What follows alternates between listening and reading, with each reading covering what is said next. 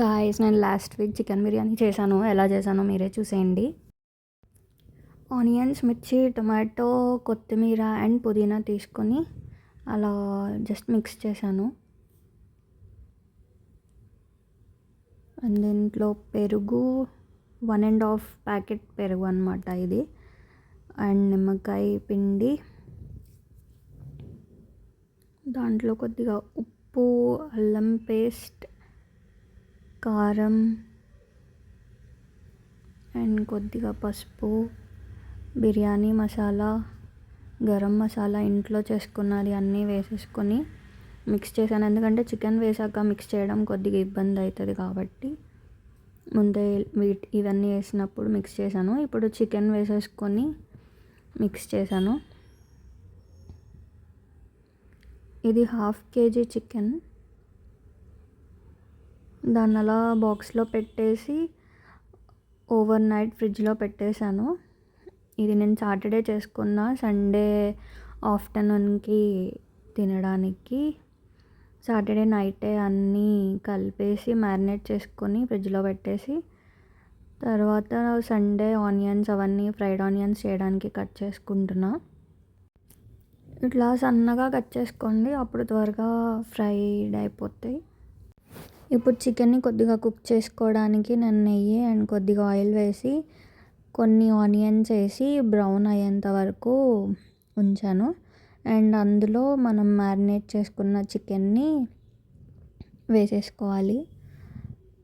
ఇది almost 90% cook అయిపోవాలి. నేను ప్యారలల్గా ఈ ఫ్రైడ్ ఆనియన్స్ కొద్దిగా వేసుకొని 3-4 బ్యాచెస్ లాగా చేశాను. ఇవి చాలా ఆనియన్స్ ఉన్నాయి, ఎందుకంటే కొన్నేమో రైస్లో వేయడానికి, కొన్నేమో మనం లేయర్స్గా వేస్తాం కాబట్టి ప్రతి లేయర్లో వేయడానికి. అండ్ సర్వ్ చేసుకున్నప్పుడు కూడా పైన అట్లా కొన్ని పైన గార్నిష్ లాగా వేసి మనం పప్పులు జీడిపప్పులు అవన్నీ వేసుకుంటాం అన్నమాట.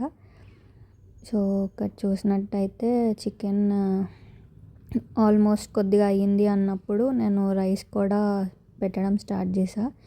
ఇవి నార్మల్ మనందరం ఏమేమి వేస్తామో అవన్నీ బిర్యానీ మసాలా బిర్యానీ దినుసులు అవన్నీ వేసి కొద్దిగా కొత్తిమీర, పుదీనా అండ్ ఫ్రైడ్ ఆనియన్స్ వేసా ఎక్స్ట్రా. అండ్ అందులో 30 minutes యాక్చువల్గా 1 hour నానబెట్టిన బాస్మతి రైస్ అందులో వేస్తాను. ఈ రైస్ కూడా అంతే, ఆల్మోస్ట్ 90% బాయిల్ అయిపోవాలి. నేను చెప్పాను కదా, ప్యారలల్గా ఈ జీడిపప్పులు కూడా ఆనియన్స్ ఫ్రై చేసిన ఆయిల్లోనే ఆ జీడిపప్పులు, కిస్మిస్, బాదం ఫ్రై చేశాను. అండ్ రైస్ ఆల్మోస్ట్ ఇట్లా 90% కుక్ అయిపోవాలి. కుక్ అయినప్పుడు నేను జస్ట్ కింద లేయర్లో లైట్గా కర్రీ ఉంచి పీసెస్ అన్నీ తీసి ఇలా ప్రతి లేయర్లో కొద్దిగా రైస్, కొద్దిగా చికెన్, ఈ ఫ్రైడ్ ఆనియన్స్, కొత్తిమీర, పుదీనా అండ్ ఈ ఫ్రై చేసుకున్న జీడిపప్పులు అవి. అండ్ నేను నెయ్యి కూడా వేసుకున్నాను. ఆల్మోస్ట్ ప్రతి లేయర్లో నెయ్యి కూడా వేసాను, కొన్నిసార్లు మర్చిపోయినా కూడా.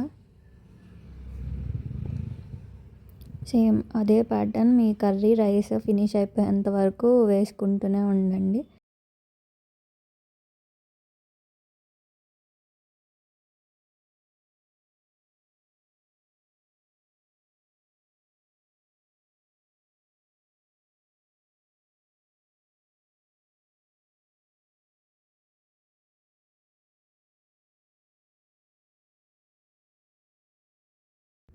నాకు ఇలా లేయరింగ్ వేస్తున్నప్పుడే ఆ స్మెల్కి వాటికి ఆకలి స్టార్ట్ అయిపోయింది.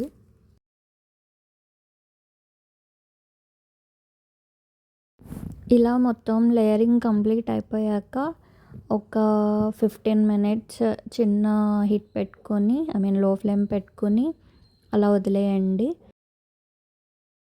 10 minutes ఆగి వేడివేడిగా సర్వ్ చేసుకోండి. మీరు కూడా ట్రై చేసి ఎలా ఉందో చెప్పండి ఫ్రెండ్స్.